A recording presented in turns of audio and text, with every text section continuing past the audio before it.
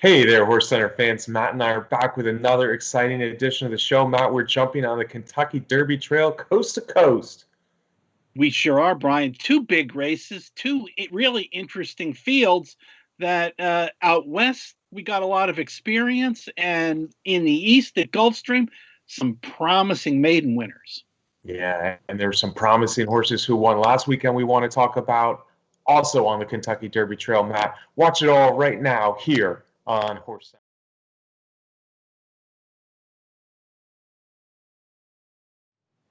Welcome to another edition of HorseCenter, everyone. I am Brian Zipsy, and as always, I have the excellent pleasure of being joined by my co-host to the East Coast. That's Matt Schiffman. How are you today, Matt? I'm good, Brian. I'm out on the Derby Trail somewhere, so you better come find me.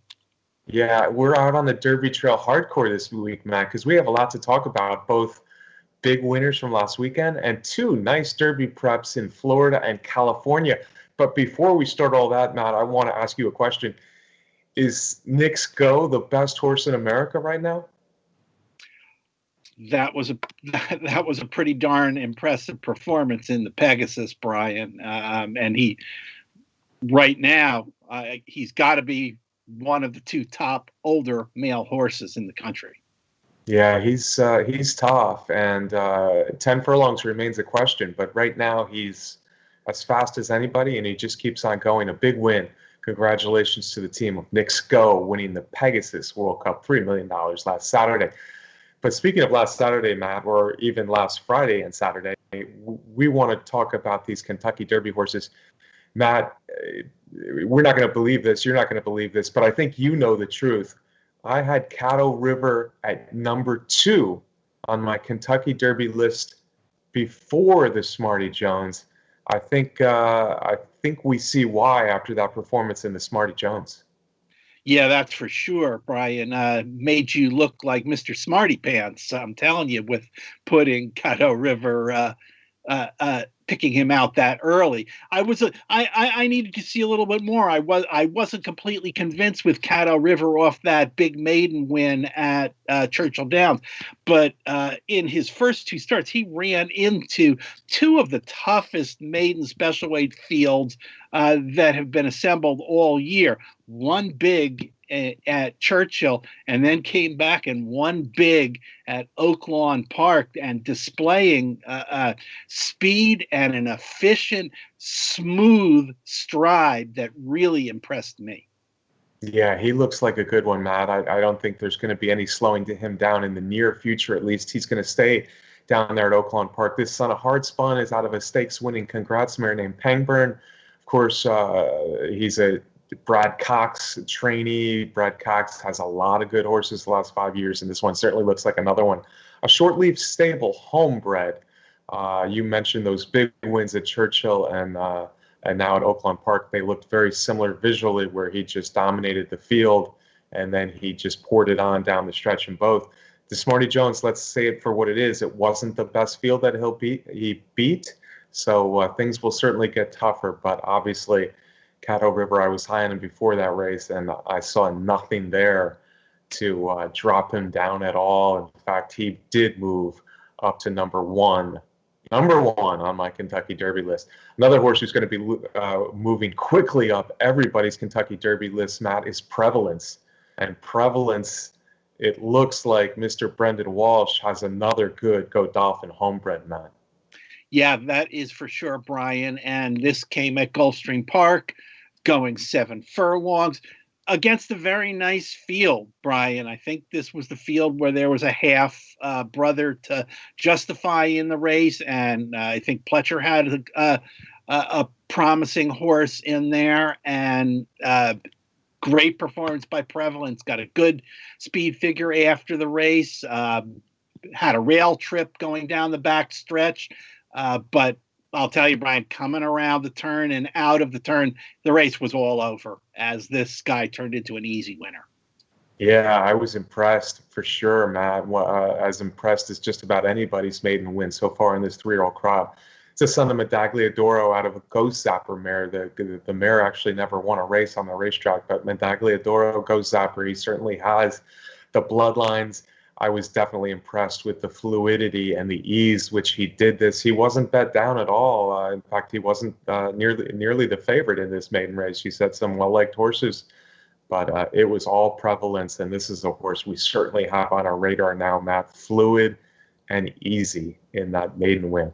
Another easy maiden win, perhaps the easiest of all of the maiden wins, Matt, was turned in by the Great One. You hockey fans out there will certainly know who the Great One is named for. Matt, Nyquist is certainly making a name for himself as a young sire, and like a lot of other Nyquists, this one is trained by Doug O'Neill. Yeah, that's an interesting thing. Nyquist is really doing well. Interesting on this one that this horse is a Louisiana bred, took an interesting path to get his maiden special weight victory in this race in his 5th try. It was against the field of 4, so, you have to keep that in mind in there. But, earlier on, he ran second in the Los Al Futurity, lost a stretch battle by a nose. So,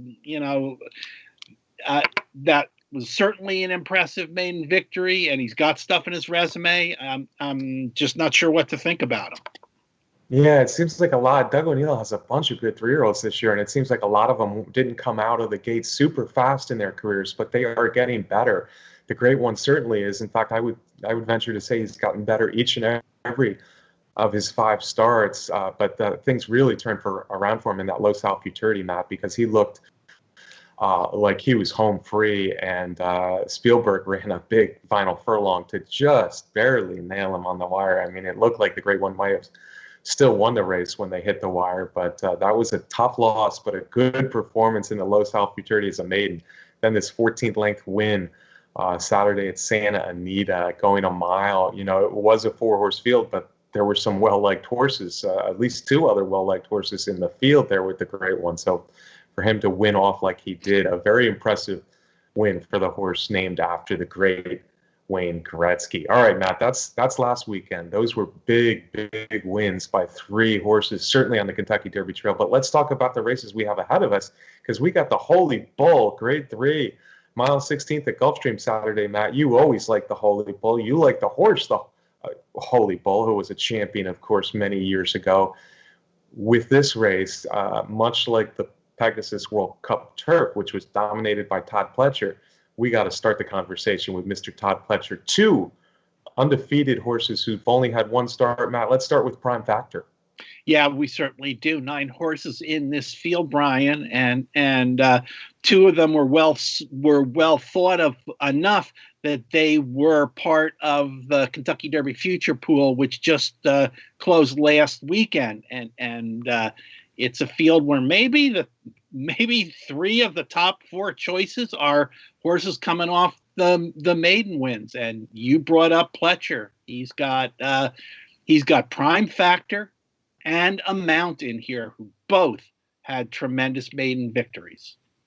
Yeah, I think Pletcher has the 2 horses to beat, frankly, in this race. I want to say the Prime Factor, but let's just say his name correctly. Prime Factor came out 7 weeks ago at Gulfstream Park. It was only 6 furlongs, but he reminded me, this is saying a lot, folks, he reminded me of his sire Quality Road. If you remember Quality Road from years ago, a little over a decade, he was a immensely talented horse. He had some issues, and he never did win a big race at 1.25 miles. But I tell you what, 9 furlongs or less, Quality Road was a monster, a huge talent. And this horse reminded me of Quality Road. He showed a lot of speed on a fast pace, right behind a very quick horse. Took him over at ease quickly as they straightened out, and from there it was all Prime Factor down the stretch, Matt. I thought it was a telling performance from a horse who really looks ready for graded stakes racing. Yeah, Brian, no question about it. And adding in there that this horse was well thought of from the get-go, a $900,000 yearling purchase. But here we go, stepping up into the Grade 3 Holy Bull against a decent field. Yeah, he's got to move up in distance and in class for sure. So it is a question. As is a question for the other Pletcher. The other Pletcher was very impressive as well. His name is Amount, and he's a son of Curlin out of a pulpit mare. So there's lots of two-turn breeding there for Amount, and he didn't show nearly as much speed in his 7 furlong maiden win at Gulfstream Park, which came 5 weeks ago. But he was able to move through a little bit of traffic and win off for fun down the stretch. 2 impressive horses here for Todd Pletcher. What do you think of Amount, Matt? I like Amount also, Brian. He got out of the gate a little bit flat-footed, as you mentioned. So I think maybe this time he'll come out a little bit more alertly. But another one with a great eye-catching performance, but to go with it, the breeding, Amount is by Curlin out of a Claiborne Farms mare. With, those Claiborne mares have so much quality, and did everything right in this race except getting out of the gate. So this is another one that who knows how good Amount is, owned by the partnership of Mike Rapoli and Vinnie Viola's St. Elias stable. Yeah, he could be any kind as well for sure, Matt. Both Pletchers have only had 1 race, so they'll get their acid tests here Saturday in the Holy Bull. Among the horses that have much more stakes experience, let's start with Sitting on Go, Matt. Sitting on Go is trained by Dale Romans, and broke his maiden at Ellis Park first asking, then came to Churchill and was an impressive rallying winner of the Grade 3 Iroquois Stakes late last summer. But then he tried some tougher races, slightly longer races. He had no luck in either the Breeders' Cup Juvenile or the Kentucky Jockey Club. Yeah. So as you described his past performances here, it kind of makes it hard to know what to expect from this Dale Romans trainee, particularly off of a layoff and against a good field like this. But he's done more than most of the horses in this field. The only stakes winner, and for that matter, graded stakes winner in the field. Right, the only graded stakes winner in the field, and despite his last 2 losses, those were against the toughest 2-year-olds in the country for the most part. So Sitting on Go might have a class edge here. He certainly got experience at the distance. I'm going to say something I said before the Lecomte, and it didn't work out at all that day. I said, hey, Midnight Bourbon could win the Lecomte, but I don't really like them because I think if there's some good horses in the Lecomte, somebody will beat them. Hey, Midnight Bourbon won the Lecomte. I'm going to say the same thing about Sitting on Go. I think if there are some good horses in here, somebody's going to beat them, but he's got the experience. Another horse coming out of a maiden win, Matt, I think you like a little bit more than I do, is Greatest Honor, and it's another son of Toppet that we've seen over the years who likes to run late. This one trained by Shug McGahee. Yeah, and Greatest Honor, maybe we can say a little bit more about him because, yes, he didn't break his maiden until his 4th try, but we have to say that in those first 3 races, he ran against some very strong fields. He lost to Caddo River twice in the beginning of his career in his first 2 races, and that, as we know right now, is flattering to Greatest Honor. He is from a high quality mare who the year that Greatest Honor was born was then sold at auction for $2.2 million. So there's so much quality there. He is a son of Tappet, and as we know, Tappet sometimes need time to figure out what to do on the racetrack, and we could say that about Greatest Honor.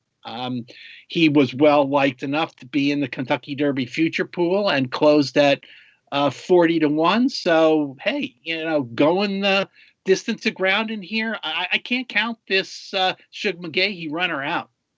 Yeah, and there are things to like. I agree with you. He faced stakes quality horses in each of his first 3 races that he lost before he got an easier field at Gulfstream, and he won. That's the other thing I like about him, is that he has a win over the track. Here's what I don't like about him. I've just seen a lot of Toppets who don't have a lot of speed early, and then they come down to Gulfstream in these stakes races, and they just don't have the speed to keep up early and get there in the stretch.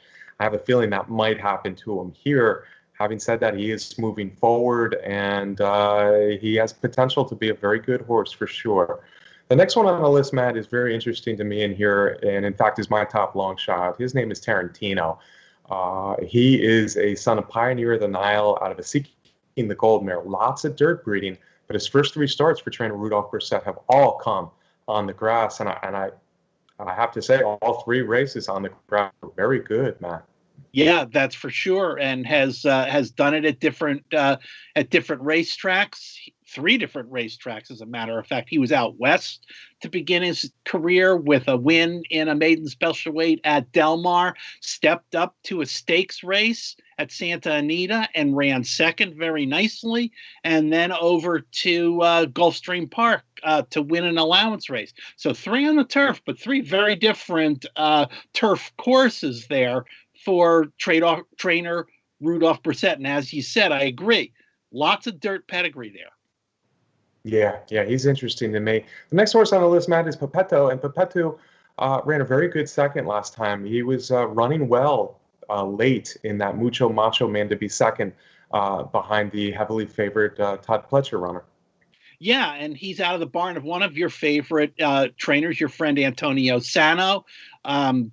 Began his career with 2 victories at Gulfstream Park in the early summer, in June and July, and then headed up to Saratoga, where he ran in stakes races, ran into Jackie's Warrior, and those were some tough spots for Pepetto, but then came back with a nice second in the Mucho Macho Man behind Mutasabak.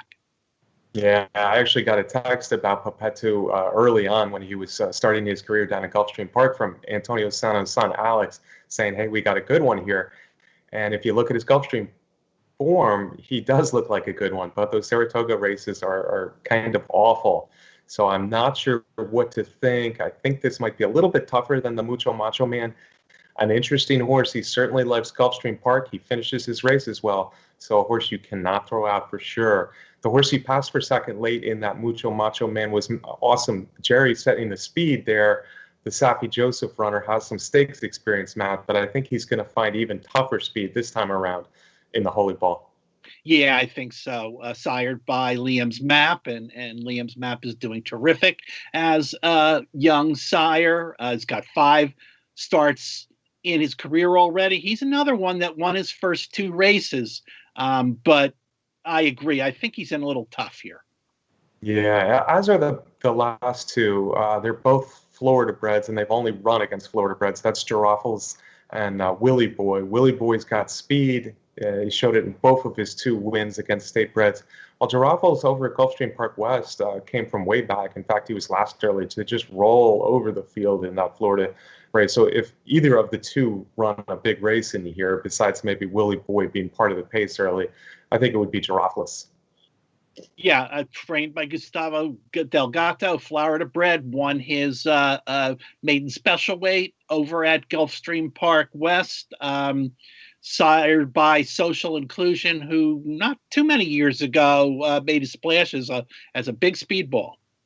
Yeah, this one might be a long shot who could get into the picture, as is Pepetto, but I definitely like Tarantino from a betting standpoint. Maybe there's the 5th choice in here, making that switch from turf to dirt. But my top pick has to be Prime Factor. I just think he's a horse who looks ready to move right up into stakes company, and he's got the speed, and he obviously likes that track. I can't pick against Prime Factor. Maybe down the road, a Mount could be a better horse going classic distances, the other Pletcher, but I think both are really talented and will be tough in here. I have Prime Factor as my top pick, and Tarantino is the one I want to get in there at a price. Yeah, Brian, I like both of the Pletchers, Amount and Prime Factor. I'm going to put Amount on top. Ah, okay. And I know you liked Greatest Honor a little bit too, more than I did. There you go. All right, Matt, let's move from Florida out west. Robert B. Lewis the same day. A few hours later, we have a field of 8 there. And this one looks even more wide open than the Holy Bull, Matt. But it is dominated by a trainer out there as well, because Bob Baffert probably has the 2 favorites We'll start with Medina Spirit, who I think will go favorite in here off a very good performance behind the highly regarded Life is Good, another Bob Baffert last time in the Shan. Yeah, it's an interesting field, Brian, and very different than the Holy Bull field, because there's a lot of stakes experience in this field. There are a lot of horses who have run a lot more races than we saw in the Holy Bull. Quality in there, because 4 of the horses in the field showed up in that Kentucky Derby future pool that I mentioned. So different kind of field, and I agree with you, a little bit more wide open. You mentioned Medina Spirit, Baffert, second to the other Baffert, Life is Good, that people are gaga about. That was a weirdly run race. So this Florida bred made a late run on Life is Good, who was being goofy out at the front of the field. So I'm not quite sure what to think about this horse, and I definitely don't love the fact that I agree with you, Brian, this is probably going to be the favorite. Yeah, it won't be a heavy favorite. It will not be a heavy favorite, and there's a chance the other Baffert is the favorite, and that's Spielberg. But I really like what I saw from Medina Spirit, winning a 5.5 furlong. He was precocious enough to win 5.5 furlongs first out nicely at Los Al, and then he came to a different track, Santa Anita, same track you'll see, of course, on Saturday in the Robert B. Lewis. And yeah, maybe Life is Good goofed around a little bit for Medina Spirit to get that close to him in the last 50 yards, but Medina Spirit was still well ahead of some decent horses behind him, way ahead, and ran a very good race in the Sham. I like the fact that the Sham wasn't that long ago. He's coming back now, same track, just a 16th farther. I think he is the horse to beat. But the other Baffert, Spielberg, is $1 million horse, son of Union Rags, who been a little bit in and out in his career, but I thought his last performance was his best yet. Yeah, that's for sure, and I agree. A little bit in and out, but when he's been out, it's never been far out. 6 starts already for a Baffert 2-year-old, which is not what we've come to expect from these promising Baffert horses. It took 4 tries for this guy to break his maiden, but that was after running second and third in some Grade 1 races as a maiden, and won that Los Al Futurity that we've talked a little bit about already. Yeah, and the way he kind of kicked it in the last 100 yards was pretty impressive in there, and now that performance was flattered even more by what the Grade 1 did in his following race. So Spielberg, it might be just a case of trying to put things together, and maybe we finally saw Spielberg put it together in those last 100 yards of the Los Al Futurity last time. Already graded stakes winner, obviously a well-liked horse since before he ever hit the track. Spielberg certainly a big threat in here, as is Hot Rod Charlie, man. And I think Hot Rod Charlie was completely forgotten, obviously, in the Breeders' Cup Juvenile at odds of over 90-1, but he ran a heck of a good race, losing to Essential Quality. People, I think, will forget that it was actually less than a length that Essential Quality rallied by Hot Rod Charlie late in that Breeders' Cup Juvenile. And I think if you look at Hot Rod Charlie's form, you start to see the blinkers help. You start to see him rounding into form. But you also see that maiden win against Parnelli now was a better performance than we knew of before the Breeders' Cup. Parnelli's become a good horse for his connections, John Sheriff. So Hot Rod Charlie probably was waking up before the Breeders' Cup, and then he showed it big in the Breeders' Cup, and now he's making his first start since. Yeah, and trainer Doug O'Neill seemed to take his time with Hot Rod Charlie last year. He didn't break his maiden until his 4th try in October at Santa Anita. But as you pointed out, Brian, and I agree, at that point, he was a horse that was figuring things out. He was a horse that was getting better. And obviously, he showed that with that big performance in the Breeders' Cup Juvenile, finishing second to Essential Quality, who is obviously is so highly regarded on most people's Derby lists at this point. Son of Oxbow, which means he, should be able to run longer. and he's already done nicely in going the distance in the Breeders' Cup. I think that in this time between the Breeders' Cup and the Robert B. Lewis, I wouldn't be surprised if Hot Rod Charlie has matured another chunk. Yeah, I wouldn't be surprised either. He was really developing, and obviously the addition of blinkers helped him in his last two starts of his juvenile season. Son of Oxbow, he's got speed. He really showed some toughness in that maiden win and the Breeders' Cup as well. And with a lot of rain forecast for Santa Anita right about now and tomorrow, we could be looking at an off track. And I have a feeling that might suit Hot Rod Charlie as well. I think the Bafferts will be the top two favorites, so I think Hot Rod Charlie's no better than the third choice in here. And coming off that Breeders' Cup performance, that might be good value. Another horse coming out of the Breeders' Cup is Bauer Matt, and not a lot of speed from this Mike McCarthy trained son of Twirling Candy, but he rallies, and he rallied pretty well in the Breeders' Cup. Yes, he did. And, it's worth noting his, races prior to that, trainer Michael McCarthy had this guy break his maiden on the turf at Del Mar in early developer in July, came back and ran second in the Grade 1 American Pharaoh. So two very nice races to begin his career. And like you said, the fifth in the Breeders' Cup Juvenile was, a nice performance. Yeah, it's often tough in these middle distance at Santa Anita to go with a horse without a lot of speed, but certainly showed nothing but good things rallying, and got a nice performance, as you said, over the Santa Anita main track. Another interesting horse to me is the other O'Neill, Matt White, the Slate. After being bombarded by Life is Good in both of their debuts, he was second there, but a distant second. He came right back and won pretty darn nicely in his maiden breaking performance, second time out. Yep, and that performance was well regarded enough to get him into that Kentucky Derby future wager list. A son of Nyquist, and we talked about Nyquist and how well he's doing as a freshman sire last year for Doug O'Neill, who we know knows how to get horses ready for the Derby when he won two in a row back a few years ago with I'll Have Another and Nyquist himself. So I think there's a good bit of upside with Wipe the Slate, whether it's in the Robert B. Lewis or in another race or so.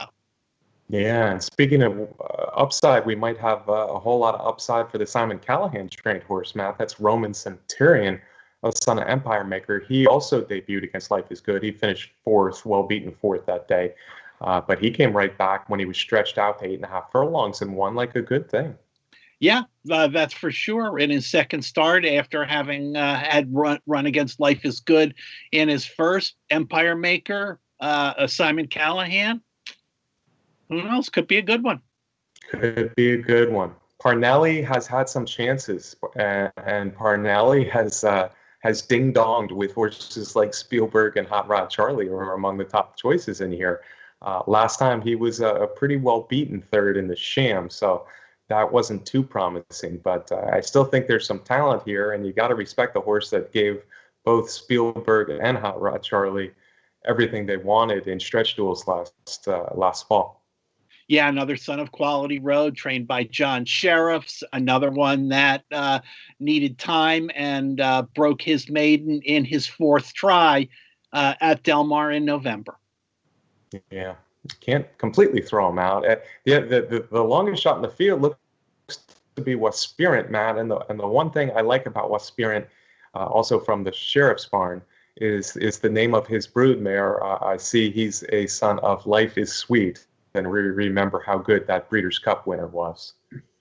Yeah, and another one in this field that is by Union Rags. He ran fourth in the American Pharaoh Stakes that we talked about, and fourth in the Sham.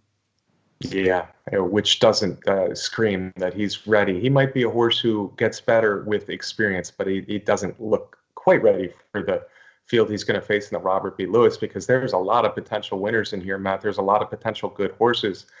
Baffert stuff. I called Medina Spirit the horse to beat off of that sham, but I find myself rooting for the 94 to 1-shot Breeders' Cup Juvenile runner-up. His name is Hot Rod Charlie. I kind of like Oxbow. I kind of like the name Hot Rod Charlie. Wide open race. I'd like to see Hot Rod Charlie do what you said. Maybe he's still getting better, and he can build off that Breeders' Cup performance. Yeah, I think trainer Doug O'Neill is very excited about the Kentucky Derby Trail this year. Hasn't really had the kind of horses to be real Derby contenders in the last few years, but I think he's got some this year. And I, too, like Hot Rod Charlie in this race. I have to always be very careful when I say his name to get it right, because there's that restaurant in northern New Jersey, Brian, that I like so much, Hot Dog Johnny's. And every time I start with the hot, I keep thinking about Hot Dog Johnny's. So if I take my time saying Hot Rod Charlie, that's because I don't want to get hungry thinking about those hot dogs. But I like Hot Rod Charlie in here, and I like the other Nyquist Wipe the Slate also. Yeah, I think O'Neill's got a shot to upset Baffert in the Robert B. Lewis. And folks, if you haven't been watching HorseCenter for the last 8 years or so, Matt and I are both often hungry and thinking about good food. So we got a little piece of that from Mr. Schiffman's Robert B. Lewis analysis there. Folks, I hope you enjoyed the show. We highlighted 3 big winners from last week, and then we previewed 2 nice stakes here. So the Kentucky Derby Trail is really heating up as the weather is cooling down around the nation. Matt, can I get a parting shot from you before we close this out? Yeah, it's the end of January, and the Derby Trail's getting hot and heavy. We got more Derby prep races next weekend. So we'll see what we get at Santa Anita and Gulfstream this weekend. And as always, I want to thank our producer, Brett Workman, for putting together the show. A shout out to Brett. A shout out to Candace Curtis in the Horse Racing Nation home office, who makes these wonderful graphics for us. Thank you to all of you for watching each and every week. We sure do appreciate it. If you haven't yet subscribed to our YouTube channel, please do that now for us. Thanks to Derby Wars, the best contest site out there, Matt. I guess we'll be back in 1 week and probably talking about more Kentucky Derby preps right here on HorseCenter. We'll see you then.